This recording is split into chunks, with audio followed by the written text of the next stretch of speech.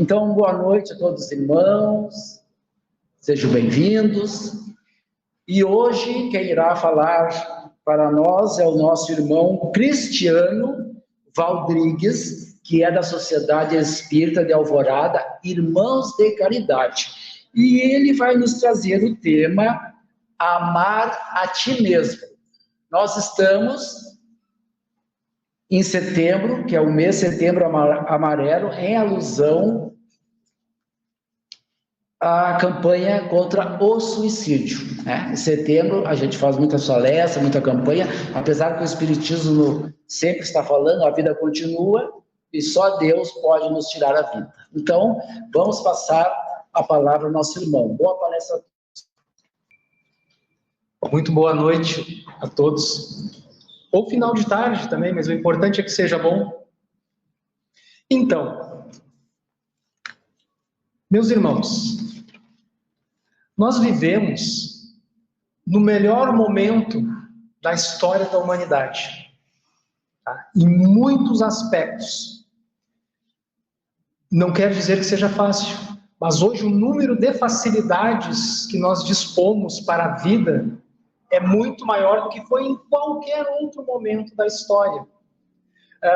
Outro dia estava lembrando, quando eu era criança, nós não tínhamos nem sequer telefone de linha em casa, né? Nós nos comunicávamos, toda a parte da minha família, da parte do meu pai, ela mora em Santa Catarina. Então, nós só nos comunicávamos através de carta. E a carta naquela época, assim, nós não era uma coisa, assim, nós não escrevíamos com tanta frequência, assim. Eram umas 2 ou 3 cartas no ano. Então, o momento que a carta chegava era um momento muito rico, muito precioso, né? Quando nós conseguíamos saber o que estava acontecendo com a família, depois nós escrevíamos também para contar como estava a família aqui. Era o único meio que nós tínhamos. Hoje, nós pegamos o celular e fazemos uma chamada de vídeo. Nós sabemos, nós todos os dias, nós nos damos, não precisamos fazer a chamada de vídeo, mas nos damos bom dia pelo WhatsApp. Eu tenho um amigo que também mora em Santa Catarina, em outra região, e ele é caminhoneiro. Um dia ele está na Bahia, um dia ele está no Espírito Santo, outro dia está no Rio de Janeiro, em São Paulo, Minas Gerais, e nós conversamos todos os dias pelo WhatsApp. Em nenhuma outra época isso foi possível. Hoje nós podemos. Eu tenho uma cliente que eu já tendo ela há muitos anos, há mais de 10 anos, e ela foi morar nos Estados Unidos. E eu continuei dando assistência para ela aqui no apartamento que ela tem aqui em Porto. Tinha um, vendeu, agora comprou outro, voltou. Aí ela passa 3 meses aqui, passa 3 meses lá. E ela tem uma tia bem velhinha, assim, né? Com bastante idade avançada. E ela toma conta à distância, assim. Então, eu também atendo essa tia dela. E nós conversamos, ela lá nos Estados Unidos e eu aqui, né? Então, vejam como a vida está facilitada em muitos aspectos. Hoje, eu não sei dar precisão de quanto tempo. Se alguém souber, por favor, me ajude. Nós temos a anestesia. A gente não se dá conta do quão importante a anestesia é. Mas, aos 100 e poucos anos atrás, talvez um pouco mais, um pouco menos, não existia anestesia. Se, porventura, nós sofrêssemos uma fratura grave, as cirurgias eram feitas sem anestesia. Imagine um osso exposto há 100 anos atrás. Bom, a probabilidade, não haviam antibióticos. A probabilidade da gente vir a desencarnar por um acidente desse, que hoje é uma coisa, claro, difícil continua sendo, mas a probabilidade de se desencarnar por um processo desse hoje é muito menor. Naquela época era praticamente fatal. Extrair um dente dói, né? Eu, desde muito cedo, sempre tive muitos problemas com os meus dentes. Passei muita dor na cadeira dos dentistas, mesmo com anestesia. Agora, imagina quando não tinha anestesia. Eu lembro também, a gente não se usa como exemplo, assim, para o bem positivo, mas, assim, vamos trazendo as nossas experiências, né? Porque já contamos longa data também, né? Nessa jornada terrena. Então, visitando esta mesma família lá em Santa Catarina, na época, meu pai tinha um Fusca. Para quem é mais antigo e lembra como os Fuscas são, As janelas traseiras, elas, quando o Fusca já era de um modelinho melhor, assim, especial, ela abria um tantinho assim, ó. Só esse tantinho. E eu, desde muito cedo, sempre tive problemas, assim, de enjoar na viagem. Né? E às vezes eu passava muito mal. Aí eu tinha que ir pro colo da minha mãe na janela da frente, e aí não vamos entrar na questão, né? Você sabe o que acontecia. Então, imagine a dificuldade. Hoje, dificilmente, né, se viaja num carro que não seja 4 portas, que não tenha um ar-condicionado, né?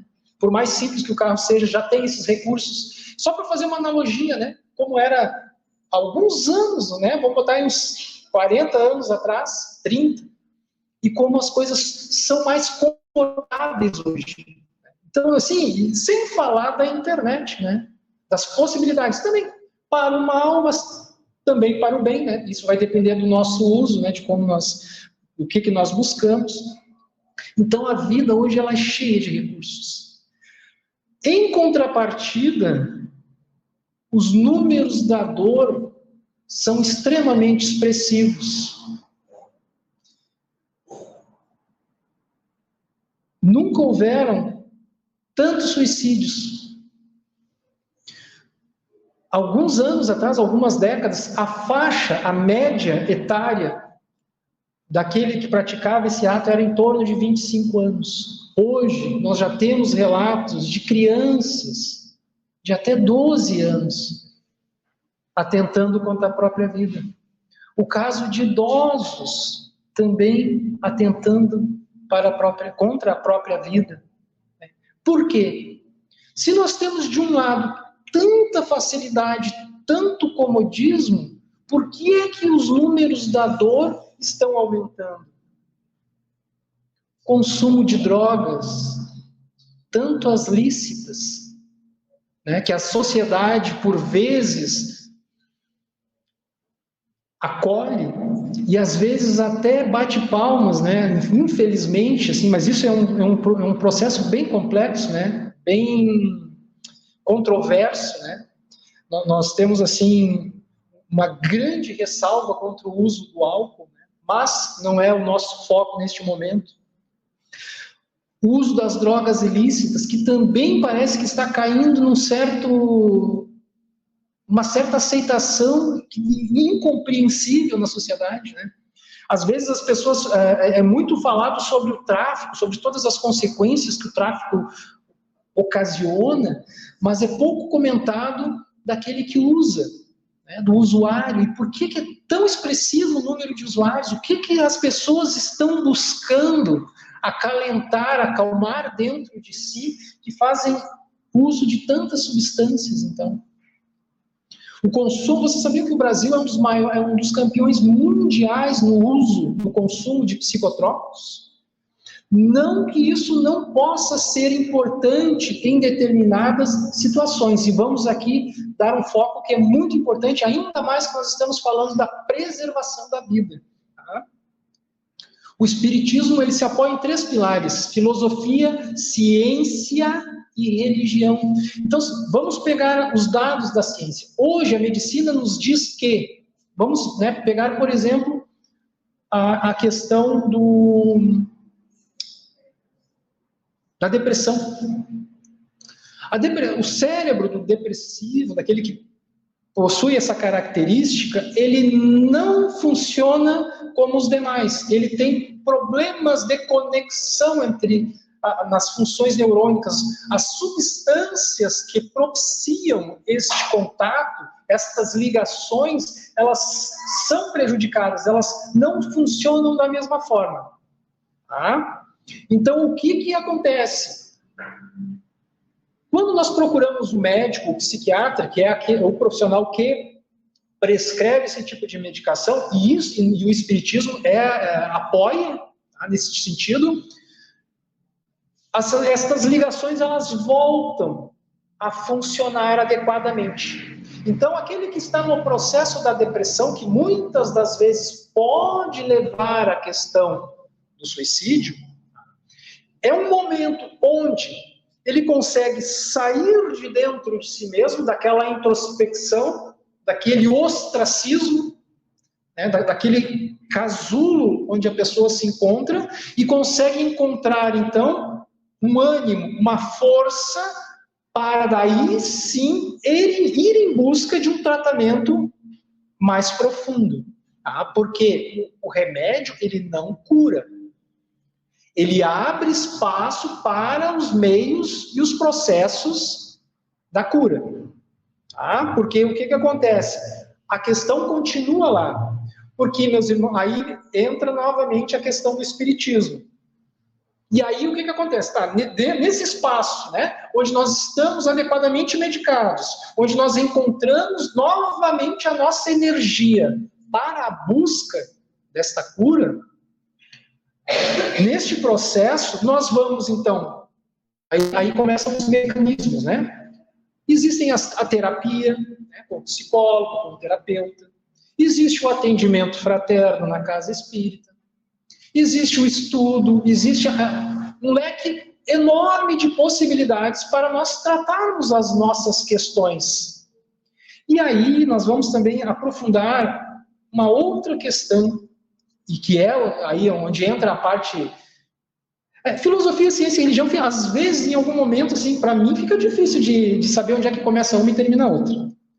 Mas nos traz o espiritismo, e nós vamos buscar Jason de Camargo, no Educação dos Sentimentos, que é o seguinte: bom, sabedores que somos espíritos de longa caminhada, nós temos inúmeras experiências que Jason chama de paradigmas. Na verdade, não somente Jason, mas outros tantos estudiosos da área chamam de paradigmas.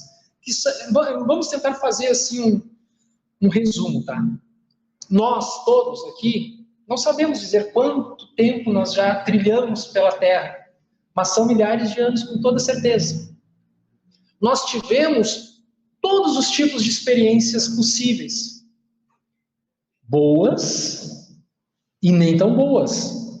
E estas experiências, elas marcaram o nosso psiquismo. Elas estão todas gravadas nos painéis do nosso perispírito. Elas formam o que a ciência chama hoje de inconsciente. E esses paradigmas, esta soma de experiências que são os paradigmas, o que é então? O paradigma não é só isso, mas assim, tentando fazer um breve relato. Assim. Por exemplo, eu olho para aquele extintor de incêndio ali. Tá? O que eu penso? Bom, ele é um instrumento que serve para apagar o fogo, ele é vermelho, ele é da cor do meu time, também me agrada muito. Eu posso fazer vários raciocínios a partir disso.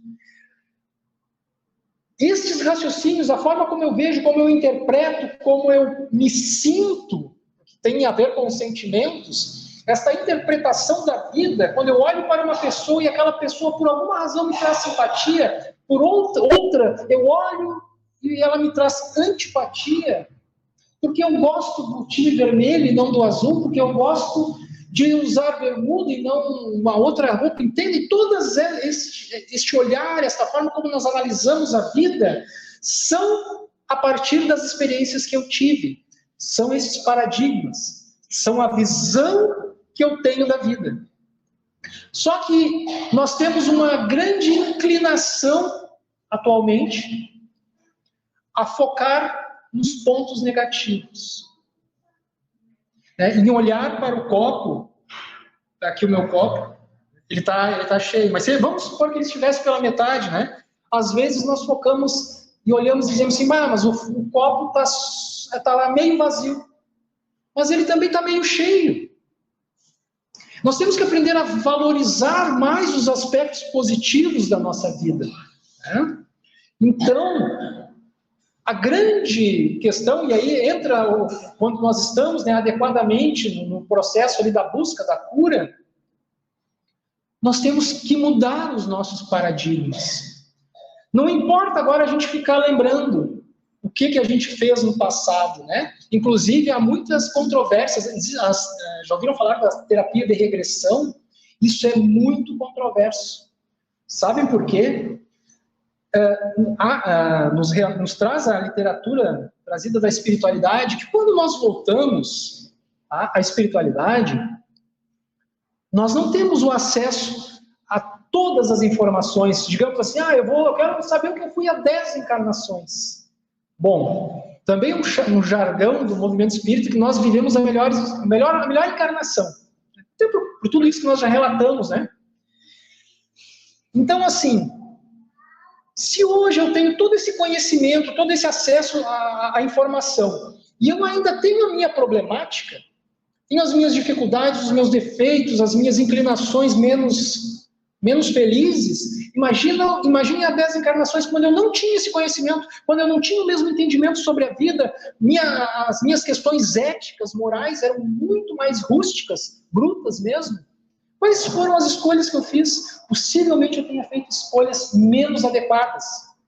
E essas escolhas marcaram. Então, daí a inclinação para o negativo. Né? Porque a dor, ela nos marca profundamente. Então, o que acontece? Nós temos que substituir estas impressões por outras mais novas, por outras mais felizes, mais alegres, mais saudáveis. E isso é uma questão de escolha. Mas como nós reforçamos antigamente, dependendo do estado em que nós nos encontramos, destes processos de depressão, talvez nós não tenhamos força, não tenhamos coragem de sair do processo. Por isso, da importância, ressaltamos mais uma vez, de buscarmos os profissionais da medicina e fazermos uso da medicação adequada, correta, para termos o ânimo e a coragem de sair, de nos levantar. Quando Jesus dizia, né, e ele disse muitas vezes, levanta-te e anda, era isso que ele fazia referência. Que a força está dentro de nós, mas nós precisamos encontrá-la. E nós falamos aqui, não porque só nós estamos aqui, mas todos nós que estamos aqui, no sentido assim, somos também numeroso de braços que vão alcançar outras pessoas aí fora. Daqui a pouco não é o nosso caso, mas pode ser o caso de um irmão, pode ser o caso de um pai, pode ser o caso de um filho, de um amigo querido que passa pelo processo. E às vezes sozinhos eles não vão conseguir se levantar. Então nós somos as mãos de Deus na terra. E nós precisamos estender a mão a esses amigos. Quem sabe vamos lá, pegamos esse irmão pela mão e levamos até o profissional. Por que não? Por que não? Então, trazemos aqui umas anotações, né? Peço a licença de vocês. Nós vivemos a sociedade do analgésico. Crianças, jovens, pessoas maduras são envolvidas por um mecanismo e uma prática social que os leva a crer que é possível viver sem dor. E não é possível viver sem dor. Nós estamos num mundo de provas e expiações. Eu não sei se vocês... Hoje nós tivemos uma aula de evangelização, foi muito interessante, né? Só que os nossos evangelizandos, um tem 12 anos e outro tem... Na verdade, são 4, né? Mas hoje só tínhamos 2 meninos. São 2 meninos e 2 meninas. Os 2 meninos, então, um, na verdade, completou 13 essa semana, um de 12 e um de 13. E aí nós começamos a falar sobre os processos de dor. E aí eles disseram, assim, dor e sobre a problemática da vida, né? Sobre as dificuldades da vida.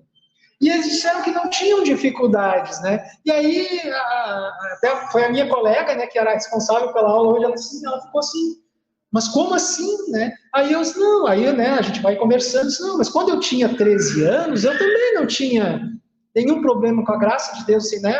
A família sempre, assim, nos deu todo o apoio necessário, né, tanto material quanto emocional, então tivemos uma infância feliz, assim.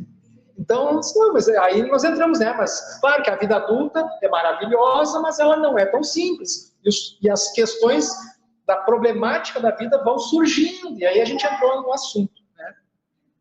Então, a dor, ela é inerente ao nosso estágio evolutivo.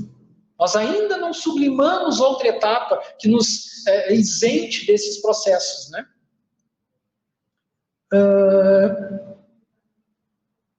Possível viver sem dor. Acontece que nenhuma conquista efetiva e real no reino do Espírito Eterno se faz sem esforço.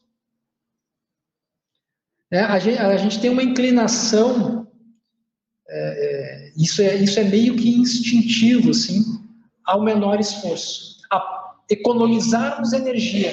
Porque lá no início da nossa caminhada, bem no início, lá, quando a gente ainda era nômade, quando a gente ainda vivia nas cavernas, quando a gente nem plantar sequer plantava, ainda éramos coletores e caçadores e tal, a dificuldade de encontrar o alimento era muito grande. Então nós tínhamos uma inclinação a cuidar das reservas,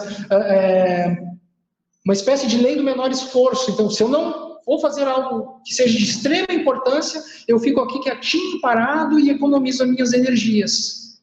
Isso é inconsciente, está lá nos nossos paradigmas, entendem?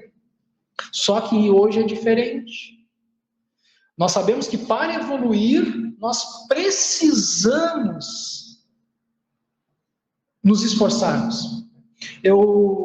Agora já é desencarnado, eu também tive um cliente, muitos anos atrás, já era formado, já tinha sua profissão, já era, tinha sua vida estabilizada, os filhos já tinham casado, ido embora, e ele tocando a sua empresa, tudo muito bem, daí lá pelas tantas ele assim, Cristiano, eu não consigo ficar parado, vou voltar a estudar. Já tinha formação, eu não estou mentindo para vocês, ele era formado em contabilidade e ele resolveu fazer advocacia, né? Ele resolveu, direito, esse é o nome do curso, e resolveu fazer direito. Depois ele passou por problemas de saúde e veio a desencarnar, mas ele era então essa pessoa inquieta, porque, meus irmãos, nós não podemos jamais parar. Quando nós paramos, nós temos uma tendência, como é que eu vou explicar assim? Nós sufocamos as nossas faculdades. Nós fomos criados para o movimento. Nós fomos criados para ir em busca.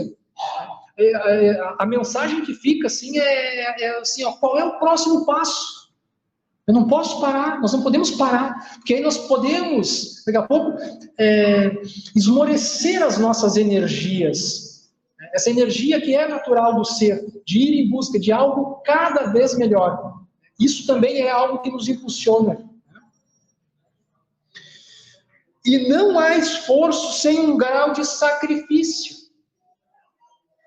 Daqui a pouco, para buscar um aprimoramento numa profissão, para buscar um outro curso, nós temos que abrir mão de outras coisas. Às vezes abrir mão de algo que gostamos, às vezes abrir mão do convívio das pessoas com as quais nós amamos.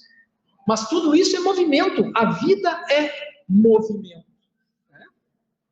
Até mesmo o aprendizado de um instrumento implica em sentir um pouco de dor nas mãos. Eu não sei que eu há muito tempo tento, o violão, assim. Alguma coisinha sai, mas muito, muito timidamente, assim. Mas aqueles que tentaram aí, já tentaram o aprendizado do violão, vão entender o que eu estou falando. Os dedos doem.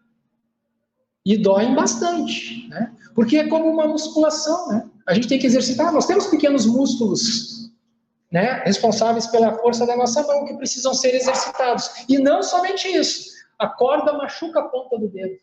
Só para de doer depois que cria calo. Quem toca ou quem já tentou tocar aí sabe do que eu estou falando. Então, é um esforço, O esportista sabe que para bater recordes e atingir meta, tem que aprender a lidar com os limites do próprio corpo e aprender a lidar com a dor. Então, nós estamos na Terra também para aprender a lidar com os nossos limites, para superar esses limites, para ir em busca do próximo passo e para aprender a lidar com a dor, que é inerente a esse processo todo. Então, nós falamos dos paradigmas e da forma como nós enxergamos a vida, o mundo, as pessoas, as nossas relações. Ok, Entendemos até aí. E aí também entra o processo da obsessão, que também pode ser um fator, digamos assim, importante nesses processos graves de introspecção e, quem sabe, o atentado à própria vida. Mas nós temos que desmistificar um ponto que é muito importante. Tá? O obsessor, ele não é um algoz, aquela criatura malévola, sombria, negativa, né? Aquela espécie de anjo do mal que às vezes a gente mistifica, né? Que a gente romantiza. O obsessor, ele não tem acesso até nós se nós não permitirmos. E aí nós vamos lá no livro Ação e Reação, ditado pelo nosso irmão André Luiz, através da psicografia do Chico Xavier, e lá tem um relato, eu não vou lembrar de todos os detalhes, mas é mais ou menos assim. André Luiz e o seu mentor, eles vão até um círculo onde existe, até um lugar onde há alguns obsessores em específico ali, que estão obsediando uma pessoa encarnada. Tá? E vou tentar resumir a história. É assim, ó, eram 3 irmãos. Tá? Um deles tramou a morte dos outros 2 para ficar com as terras, para ficar com os bens da família. Então ele tira a vida dos 2 irmãos. Posteriormente, ele tem um filho e posteriormente também desencarna. Só que ele é obsidiado ao chegar no plano espiritual por esses irmãos que já desencarnaram. Mas pelo acréscimo da misericórdia divina, porque não seria bom para nenhum dos 3 que aquele processo fosse levado adiante, ele é meio que retirado, meio que escondido para ser tratado, né? E os 2 irmãos, esses obsessores, não têm acesso a ele. Então, o que os 2 irmãos fazem? Vão obsidiar o filho dele, que está encarnado e que herdou os bens que, no entendimento dos obsessores, também eram deles. Como? Aí tá, mas vamos, tá no nosso foco. O que os obsessores falam? E aí esse amigo do André Luiz traz André Luiz junto, e eles não chegam assim para os obsessores: vocês estão errados, o que vocês estão fazendo é feio. Não. Eles chegam para aprender, e vão conversando, e vão conquistando a confiança, e os obsessores então revelam o processo, de como se dá o processo da obsessão. Na verdade, funciona assim, ó. Esses nossos paradigmas, no livro eles chamam de tema base. Então, o que é o tema base? É assim, ó, cada um de nós tem alguma coisa em específico que nos toca mais, que nos move mais. Tá? Para uns vai ser o sexo, por exemplo. Para outros vai ser o dinheiro. Para outros vai ser o poder. Para outros vai ser a questão de conseguir, por exemplo, ter um certo... conseguir manipular as pessoas. Para outros vai ser fazer o bem. Mas cada um tem alguma coisa que chama mais atenção. Mas como nós estamos falando de obsessão, nós vamos aqui dar um pouco de foco nesses pontos mais negativos.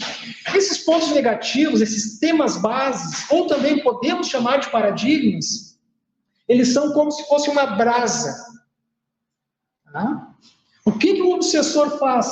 Ele sopra a brasa. É só o que ele precisa fazer. Claro, isso assim, bem simplificado, obviamente, né? Bem resumidamente. Mas o obsessor, ele não precisa te hipnotizar, lançar mão de recursos mágicos, não. Ele só acessa o que tu já tem dentro. E aí entra um ponto importantíssimo. Nós precisamos conhecer a nós mesmos. Nós precisamos entender quem nós somos. Nós precisamos descobrir qual é esse tema básico, o que mexe tanto comigo. Eu tenho uma dificuldade. Faz tempo que eu não venho aqui. Às vezes eu gosto de falar dessas questões assim, né? Eu tenho muita dificuldade com o trânsito atualmente. Eu não sei o que aconteceu, assim. Parece que as pessoas esqueceram do mínimo, assim, da convivência, assim, né? Como é que se diz? Da educação mesmo, né? E está complicado. Quem dirige sabe o que eu estou falando. E eu tenho dificuldade. E aí, outro dia, conversando num estudo também que nós temos, conversando, eu disse, aí a gente levantou várias hipóteses, e eu disse, não, mas eu sei o que é. É o meu orgulho. Né? É uma dificuldade que eu tenho. Eu não aceito ser contrariado.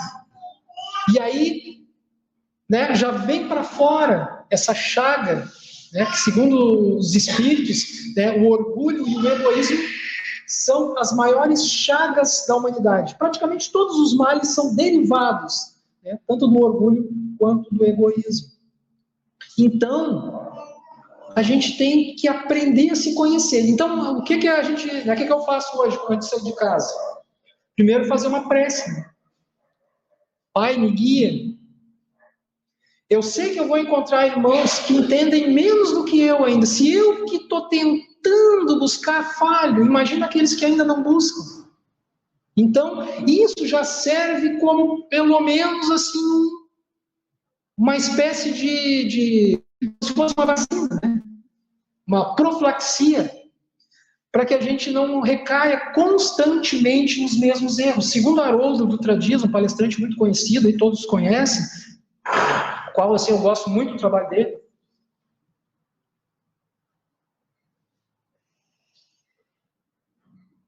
que nós estamos incidindo em erros que nós já cometemos muitas vezes.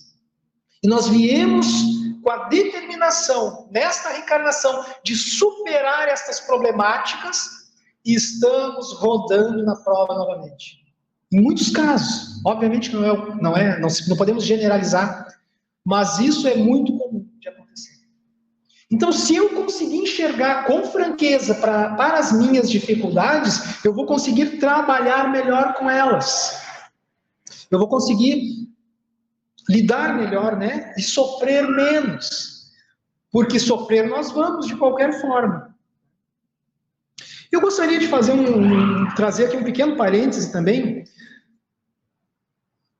Lembram de Zebedeu? Não é o Zebedeu, o Bartolomeu. Zebedeu era o pai de João e Tiago maior.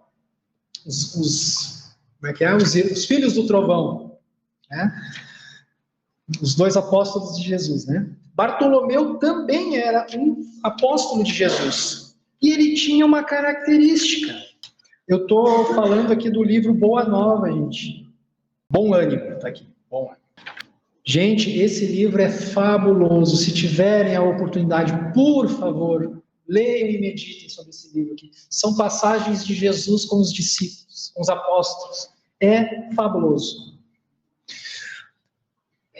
O apóstolo Bartolomeu foi um dos mais dedicados discípulos do Cristo. Desde os primeiros tempos de suas pregações junto ao Tiberíades, todas as suas possibilidades eram empregadas em acompanhar o Mestre na sua tarefa divina. Entretanto, Bartolomeu era triste.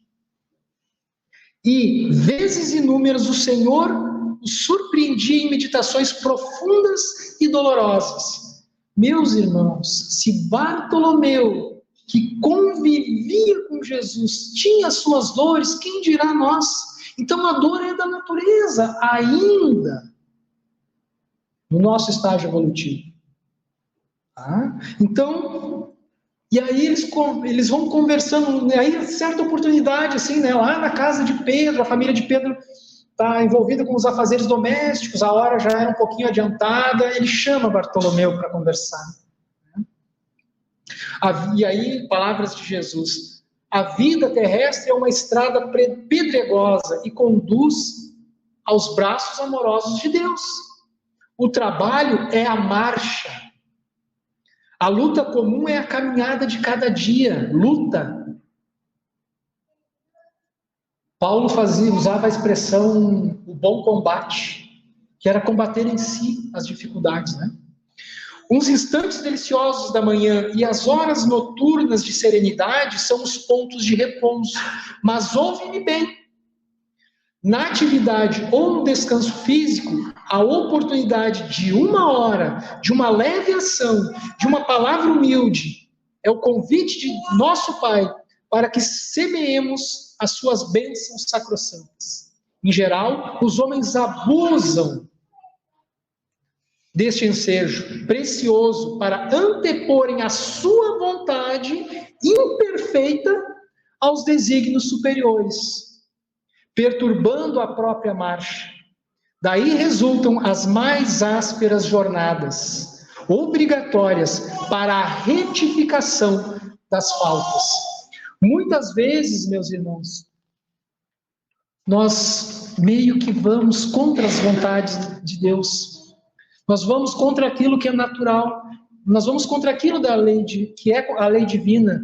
Por isso, nós entramos em processos de culpa, em processos de dor, de remorso, que também se somam a esses paradigmas e que vão nos causando, então, este sentimento de não pertencimento, este sentimento de que nós não somos merecedores de uma felicidade maior. Isso vai nos enclausurando, nos fechando, e às vezes até chegar a um ponto que nós desacreditamos da própria vida. Mas a vida não se interrompe, e nós sabemos disso. E falo para vocês porque vimos com os nossos olhos, nas nossas reuniões mediúnicas na casa, né, na qual trabalhamos, e que, não, muito antes dessa, quando estávamos em outra casa, sempre tivemos a grata oportunidade de participarmos, né, dos encontros mediúnicos. E quantos relatos, meus irmãos, quantos relatos de pessoas que souberam bem aproveitar a sua vida, que nos alegra, que nos enche de esperança, mas também daqueles que não souberam fazer bom uso dela, e que hoje entendem, mas que vão ter a oportunidade também de se reencontrar e de alinhar. Mas nós podemos evitar muitas das coisas que nós...